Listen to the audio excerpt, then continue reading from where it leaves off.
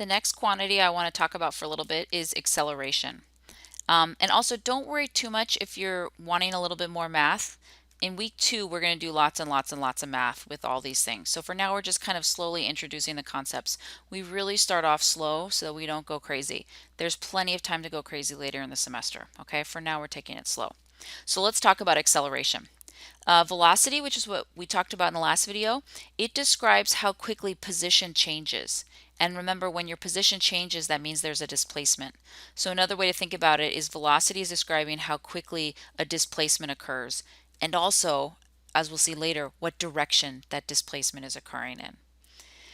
Acceleration is similar to velocity, except acceleration is describing how quickly the velocity changes. So when you think of acceleration, probably the first thing that you think about is a car. And that's a great example to think about, although our definition of acceleration is going to be a little bit different than you do with a car. But let's start with that. Let's think of a car and the acceleration of a car. Okay, so you've probably seen a commercial with like a girl with a British accent being like, the Porsche 911 Turbo goes from 0 to 60 miles per hour in 3.4 seconds.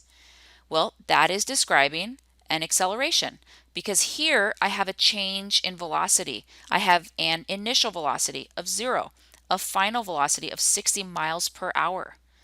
And this is describing how quickly that velocity changes. How quickly does it go from 0 to 60? In 3.4 seconds. So this description here is the description of an acceleration. Compare that to my first car I had, my 1999 Dodge Neon, may he rest in peace. 0 to 60, 12 seconds. I timed it. Okay, so this is a different acceleration. These two cars have a different acceleration because their velocity changes at a different rate. So in terms of calculating it, the calculation looks a lot like how we calculated average velocity. Let's just remember when we did average velocity, we did change in position over change in time. Now we're saying average acceleration is our change in velocity over the change in time. I like to, in the beginning especially, write out my equations in words and with the variables. Because if you go back in your notes and you just see this, you're going to be like, what the heck? Right? But if you also have it in words, that'll kind of help you get used to the variables. So we're going to use A to represent the acceleration. That's the variable we're going to use to represent acceleration. Here I'm writing my change in velocity as delta V.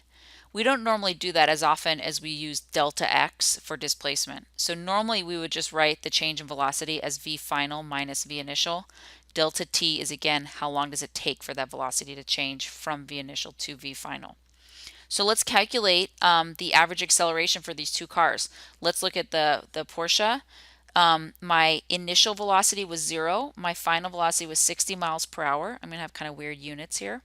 And the time that took was 3.4 seconds. So the average acceleration of this Porsche is 17 miles per hour per second. So let's just look at those units for a bit because these are super weird units here, but I think they can kind of help you understand what acceleration is. And then when we use the actual units we want to use in this class, they're even weirder. So 17 miles per hour per second. That means each second on average, this car is gaining 17 miles per hour of speed or velocity each second. So maybe on average, after the first second, it's going 17 miles per hour. After the second second, it's going 34 miles per hour.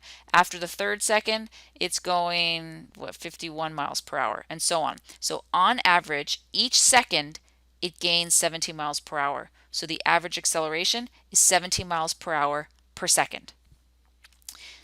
Now the units that we're going to use are not miles per hour per second. They're going to be meters per second squared. Okay, that sounds so weird. That's because in physics we're going to use our units for velocity are meters per second. And so acceleration measures how many meters per second are you gaining or losing per second. How many meters per second are you changing per second? Like here I had miles per hour per second. This is meters per second, which becomes meters per second squared. We're going to look at that in more detail later. Real quick, just for my old little guy, he went from 0 to 60 in 12 seconds. That gives me an average acceleration of 5 miles per hour per second.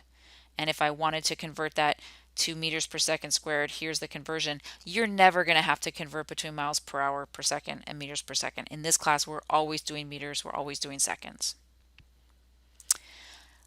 Let's finally incorporate the idea of acceleration into our motion diagram. Okay, so here is an object. It's moving up and to the right. And what can you tell me about this object? Is it slowing down or speeding up? Well, it's speeding up because V2, this arrow, is bigger than V1. It travels a farther distance over this time interval than here, so it's going faster over here. This object is speeding up. So what we want to do is say, well, what can we say about the acceleration of this object? And what we're going to say for now is so important. When an object is speeding up, the acceleration is in the same direction as the velocity. Okay, so the velocity is kind of up and to the right. This acceleration is also going to be up and to the right. And the way that we show our acceleration on a motion diagram is just with the arrow out here. The arrow kind of connects, it goes from this velocity to this velocity. And the size of this arrow is not going to matter. The size of the velocity arrows do matter because they really do represent where the velocity is bigger. But we're just always going to draw these arrows as about the same size, because with the acceleration, really what we want to show here is what is the direction. Is the direction in the same direction as the velocity because the object is speeding up? Or here's an object that's slowing down, right? Here it's going faster and here it's going slower. The rule that's kind of the opposite of this says when an object is slowing down, acceleration is in the opposite direction of the velocity. So here the acceleration would be going opposite of that velocity arrow. So here's where we start to use acceleration a little differently in physics than we do in your daily life. So when you're driving a car and you slow down, in physics we would say you're accelerating, but you're accelerating backwards. Okay. Does that sound weird? Just imagine you're driving to the right and you start to slow down. I would say you're accelerating to the left. Okay, so we're going to practice that a lot. But for now, what I want you to do is make sure you have this written down and this written down.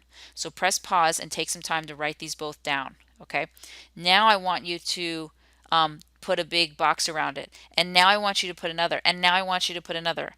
Is there any more? No. Okay, so the point is this is very important and this is going to help us so much, and we're going to be doing this in our lab and we're just going to be doing this all the time. I'm going to say something is moving to the right and it's speeding up. What direction is the acceleration? How are you going to figure that out? You are going to come back to these two rules. So please have this written down. Say it out loud to yourself a few times. That's a really good way to make people in the library scared if you're in the library. But also it's a good way to remember things. Okay, say it out loud a few times to yourself. Write it down. Put big boxes around it. It's super, super important.